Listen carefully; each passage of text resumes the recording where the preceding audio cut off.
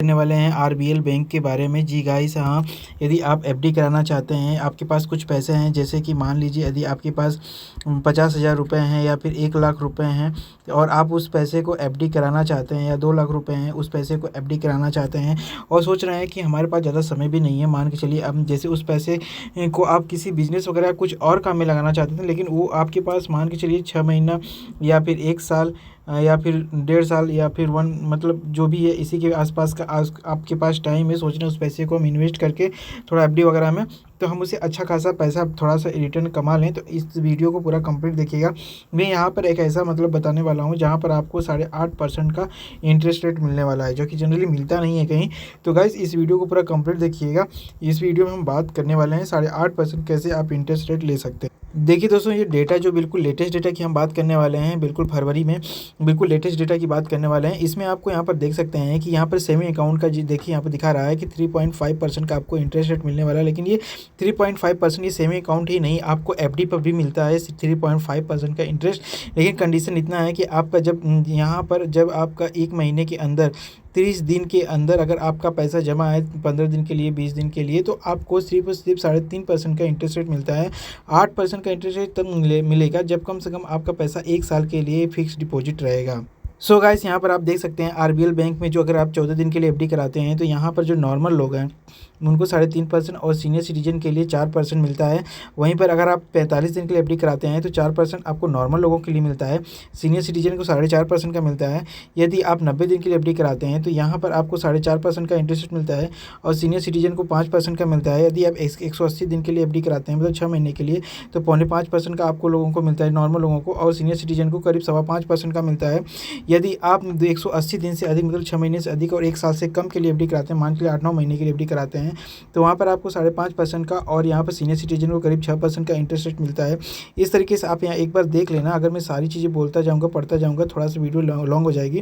तो यहाँ पर आप देखेंगे सबसे ज़्यादा, यहाँ पर आप एक बार देख लीजिए कि यहाँ पर 1 साल के लिए अगर एफडी कराते हैं और 1 साल के लिए, और यहाँ पर करीब जो 545 दिन के लिए मैक्सिमम, तो यहाँ पर आपको हाई इंटरेस्ट रेट मिल रहा है। और सबसे ज़्यादा इंटरेस्ट रेट मिल रहा है आपको यहाँ पे 24, मतलब 18 महीने, 24 या 24, 18 से 24 महीने तक यहाँ पे 8% का इंटरेस्ट रेट मिल रहा है। सो गाइस, समझ लीजिए ना कि मुझे खुद ही नहीं पता था कि इतना परसेंट आपको 8% का इंटरेस्ट मिल रहा है।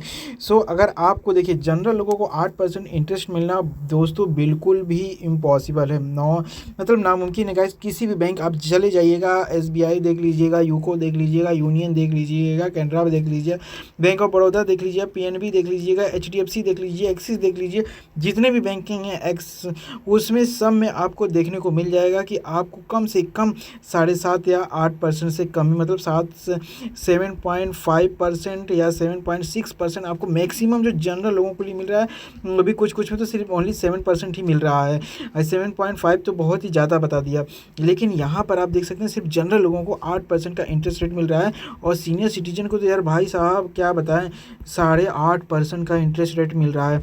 सो गाइस, यदि आप इसमें अगर यहाँ पे आरबीएल बैंक में अगर एफडी कराना चाहते हैं, सो गाइस बहुत अच्छा मौका है, यहाँ पर एफडी करा लीजिए और किसी बैंक में मत जाइए एफडी कराने के लिए, वहाँ पर सबसे कम इंटरेस्ट रेट मिल रहा है। फिलहाल के लिए यहाँ पर आप देखेंगे तो यहाँ फिलहाल ये 8 जून 2024 का अपडेट डेटा है, जो कि उसी समय ये इंटरेस्ट रेट जो है बैंक की तरफ से अपडेट किया गया था। उसके बाद से अभी कोई अपडेट नहीं आया है।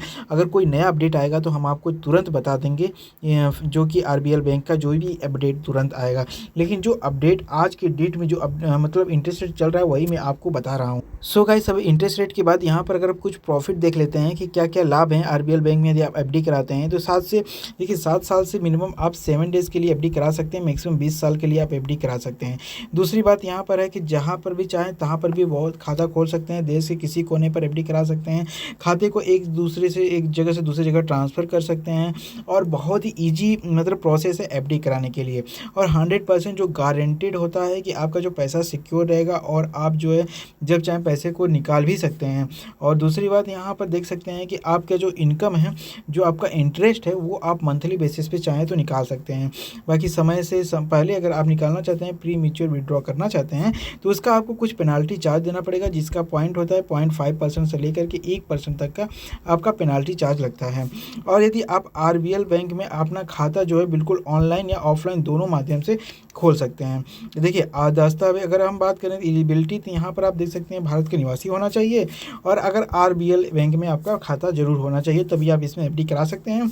अगर नहीं है तो अगर एफडी कराना चाहते हैं तो आरबीएल बैंक में 1 दिन का टाइम लगता है, 1 दिन में आपका खाता खुल जाता है।